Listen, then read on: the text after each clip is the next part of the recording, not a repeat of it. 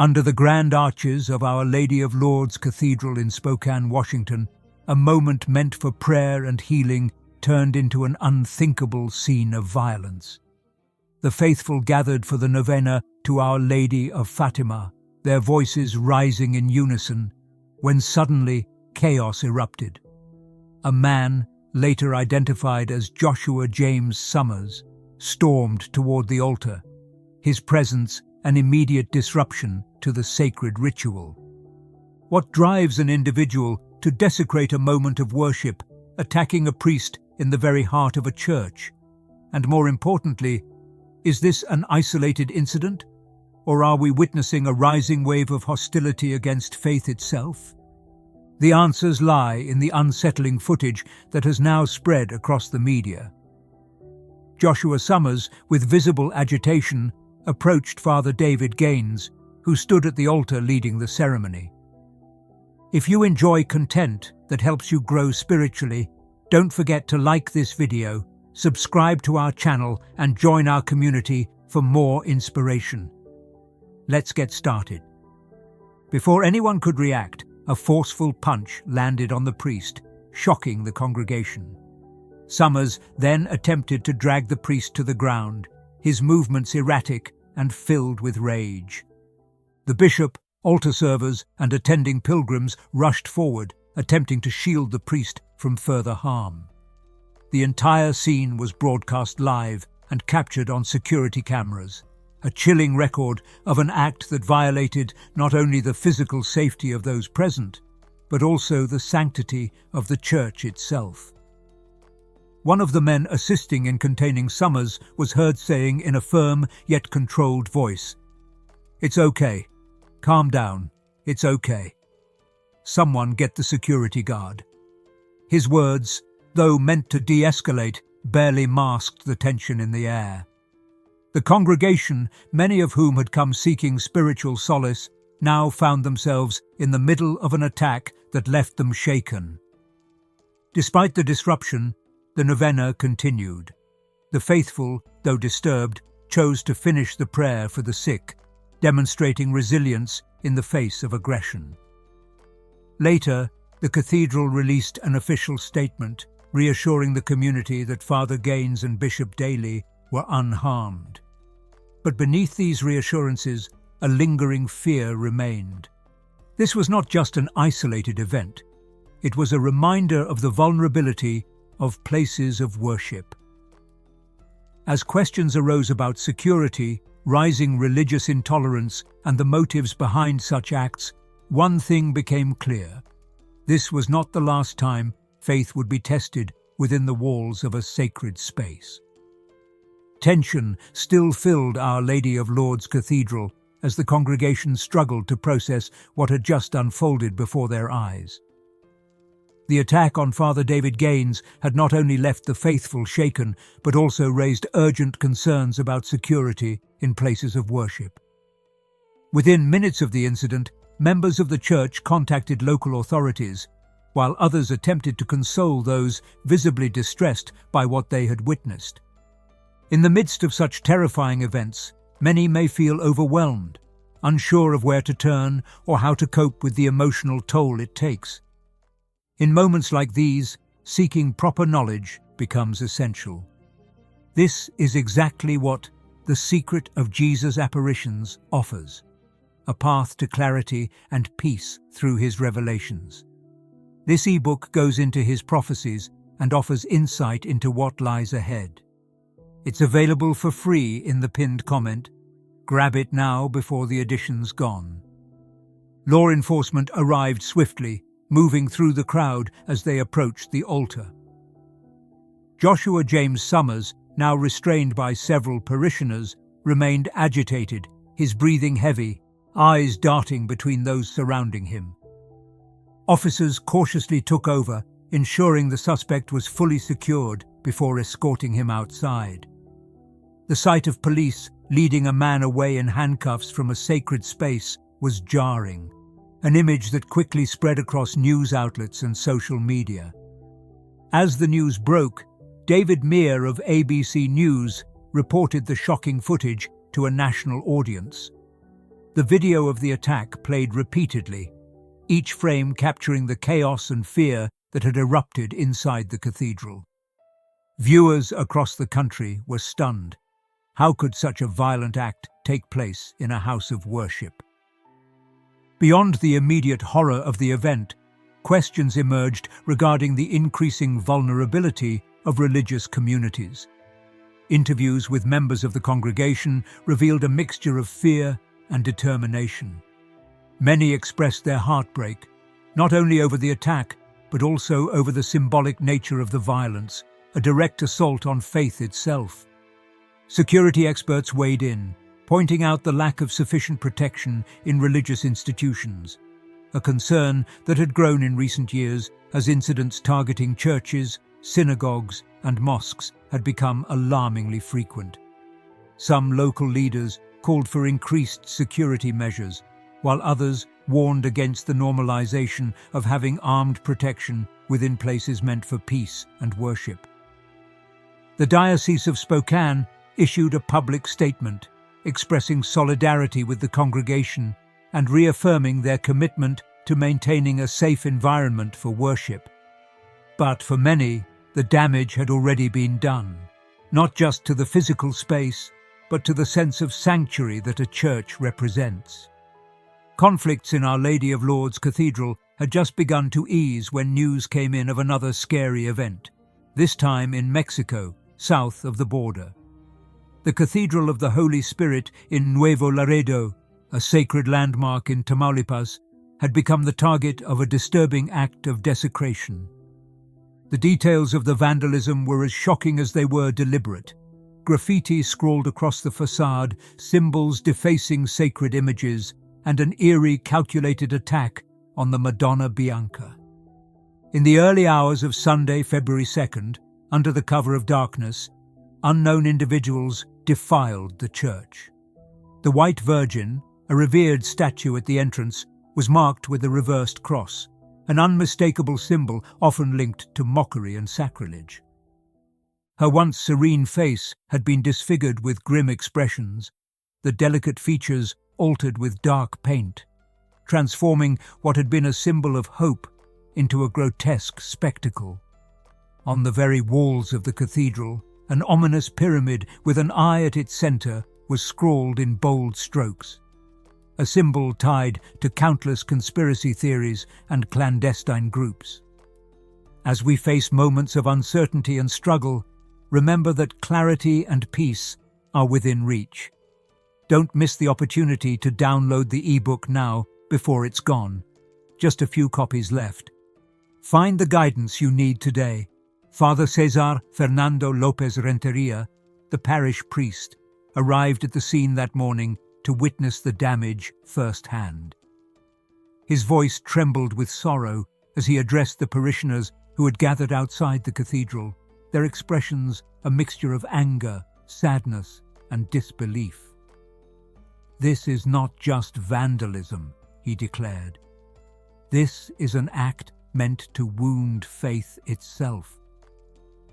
Word of the desecration spread quickly through the Catholic community. Devout followers, many of whom had worshipped at the cathedral for years, struggled to comprehend why such an attack had taken place. Local news outlets captured images of the defacement, broadcasting them across Mexico, stirring public outcry. The church had been a spiritual haven for many generations, but it had been messed up in a way that felt very personal to the faithful. The Diocese of Nuevo Laredo swiftly condemned the attack, calling for an immediate response from authorities. There were statements that stressed that while buildings could be fixed, the damage to the community's spirit was much worse. Authorities launched an investigation into the perpetrators, but as of that morning, no suspects had been identified. Among the parishioners, one sentiment rose above the grief, a demand for justice, not only through legal means, but also through prayer and acts of reparation. Authorities in Nuevo Laredo moved swiftly as the images of the desecrated Cathedral of the Holy Spirit spread across social media, igniting public outrage. Investigators arrived at the scene, documenting the defaced walls, the disfigured Madonna Bianca, and the ominous symbols painted across the sacred space. Security footage was reviewed, but the culprits had concealed their identities, leaving law enforcement with few immediate leads. Forensic specialists examined the type of paint and materials used, hoping to trace their origin. Meanwhile, the local government issued a statement condemning the attack, pledging to collaborate with the diocese in restoring the damage. While officials worked on the legal aspect, the faithful mobilized, determined to reclaim their place of worship from the stain of desecration. Within hours, volunteers gathered at the cathedral steps, armed with brushes, soap, and cloths. Among them were young and elderly parishioners, united by their shared grief and resolve. The walls, though stained, would not remain so for long. The act of cleaning became one of spiritual defiance, a visible rejection of the hatred that had violated their sacred ground. Father Cesar Fernando Lopez Renteria stood among them, offering prayers as his congregation worked. The church leaders organized a special mass in reparation, an opportunity to restore not just the physical beauty of the cathedral, but also the collective faith of its people. Meanwhile, local authorities intensified their search for the perpetrators. Public calls for justice grew louder, with religious leaders demanding greater protection for churches across Mexico, citing a troubling increase in vandalism against places of worship. Experts debated whether these acts were isolated or part of a broader movement aimed at undermining Christianity in the region. Government officials from Nuevo Laredo assured the public that security measures would be increased, but many remained skeptical. For some, faith alone was their strongest shield, believing that where human justice failed, divine justice would not. When life shakes us, we often look for answers to help us find our way. This free ebook can offer that clarity. Take action now. There are only a few left to download, so don't wait. The desecration of Our Lady of Lourdes Cathedral in Spokane and the Cathedral of the Holy Spirit in Nuevo Laredo were not isolated events. Across the world, churches and other religious sites have increasingly become targets of vandalism, arson, and attacks, raising fears of a growing hostility toward Christianity. Reports from France, Germany, and even South America detail similar incidents: altars set on fire, sacred statues beheaded, and walls defaced with disturbing messages. In the United States, studies conducted by religious freedom organizations indicate that attacks on churches have surged over the past decade, with a dramatic increase in recent years. Some argue that these acts are expressions of anti-religious sentiment, while others see them as manifestations of broader social unrest. Catholic leaders warn that this pattern mirrors historical moments of persecution, where faith was deliberately challenged through acts of desecration. Security experts say that places of worship are still some of the least protected public areas. This is because volunteers and church members are often relied on for safety instead of police or professional security teams. In contrast, other religious institutions, such as synagogues and mosques, have strengthened security in response to past attacks. This raises serious concerns about whether churches should now follow suit, implementing stricter safety measures, including surveillance systems, armed personnel, and controlled access. However, many faith leaders resist this idea, arguing that churches are meant to be open sanctuaries, places of refuge for the weary and the suffering. To turn them into guarded fortresses, they argue, would mean surrendering to the very fear and hostility that these acts intend to create. Others, though, believe that safeguarding the faithful must take precedence. Amid these debates, religious communities continue to grapple with the emotional and spiritual toll of these attacks. Some believers see these incidents as a test of faith, an opportunity to remain steadfast despite the growing darkness. Others fear that the increasing hostility toward Christianity could mark the beginning of a broader cultural shift, one in which sacred spaces are no longer respected and faith itself becomes a target. As Christians in many countries seek God's will and direction, church leaders must reevaluate their strategies for protecting not just their houses of worship, but also their right to freely exercise their faith. The response from the Catholic community was swift and resolute. Across Mexico and the United States, churches organized special masses, vigils, and public prayers to reclaim the sacred spaces that had been violated. At Our Lady of Lourdes Cathedral, parishioners gathered once more, their voices rising in unison in an act of defiance against fear and desecration. At the Cathedral of the Holy Spirit in Nuevo Laredo, a solemn act of reparation was held, during which faithful believers prayed over the defaced walls and anointed the damaged statue of the Madonna Bianca, restoring her with careful, loving hands. The bishops of both dioceses urged their congregations to remain steadfast, emphasizing that true faith is tested in times of adversity. "Let us not allow fear to take root where love should reign," one priest told his parishioners. "For every hand that desecrates, there must be 100 hands that rebuild." In times like these, finding peace is more important than ever. If you're seeking guidance, the ebook is available for download. Only a few copies remain, so be sure to grab yours now, before it's too late. Beyond these local efforts, the Vatican took notice of the attacks, expressing solidarity with the affected churches. In a statement, church officials condemned the growing trend of hostility against religious institutions, calling for governments to take decisive action in protecting places of worship. At the same time, believers began to fast and pray, seeing spiritual resistance as equally important as physical healing. In many communities, processions were organized, carrying images of Christ and the Virgin Mary through the streets as a testament to unwavering devotion. Some even saw these incidents as a wake-up call, a reminder that faith must not be passive but actively defended through acts of love and perseverance. If this message makes you think and you feel it connects with you, don't forget to like it, subscribe to the channel, and leave a comment.